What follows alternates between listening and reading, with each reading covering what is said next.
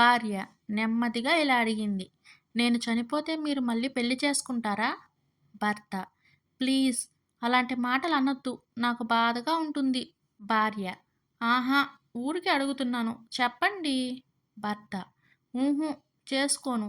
భార్య అంటే నా వల్ల మీకు పెళ్ళంటే విరక్తి కలిగిందన్నమాట. అవునా? భర్త అలా అని కాదు. భార్య మరి చేసుకోవచ్చుగా. భర్త నీ కోరిక అదే అయితే తప్పకుండా చేసుకుంటాను. భార్య అయితే ఇప్పుడు నాతో ఉన్నట్టే ఆమెతో కూడా ప్రేమగా ఉంటారా? భర్త పెళ్లి చేసుకున్నాక తప్పదుగా.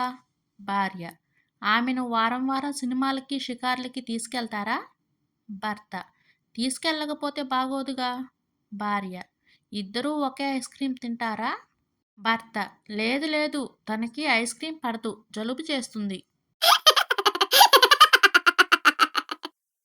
అమ్మాయి ఆంటీ మా అమ్మ ఒక కప్పు షుగర్ ఇవ్వమన్నది. పక్కింటి ఆంటీ ఇంకా ఏమన్నది మీ అమ్మ? అమ్మాయి ఆ పక్కింటి దున్నపోత ఇవ్వకపోతే ఎదురింటి పంది మొహంని అడిగి తీసుకురా అన్నది. మేనేజర్ ఏంటయ్యా పవన్, పెళ్ళికి ముందు వారంలో 2 రోజులు సెలవు అంటూ వచ్చేవాడివి, ఇప్పుడేంటి కనీసం ఆదివారం కూడా సెలవు తీసుకోవడం లేదు?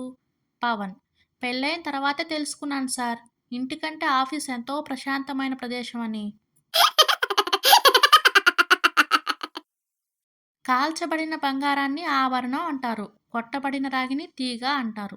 అంచబడిన కార్బన్ని డైమండ్ అంటారు. కాల్చబడిన, కొట్టబడిన, అంచబడిన మగవాన్ని భర్త అంటారు. టీచర్ ఒరే సీను, మొన్న నీకు ఆవు మీద వేషం రాసి తీసుకుని రమ్మన్నా నిన్న స్కూల్కి రాకుండా ఎక్కడ చచ్చావు? సీను మరేనండి, మాకు ఆవు లేవండి. మరేమో నిన్న మా అమ్మమ్మ వాళ్ళ ఇంటికి వెళ్ళి అక్కడ ఆవు మీద వేషం రాద్దామని పెన్నుతో మొదలు పెట్టేసరికి ఆవు ఒక్క తన్ను తన్నిందండి.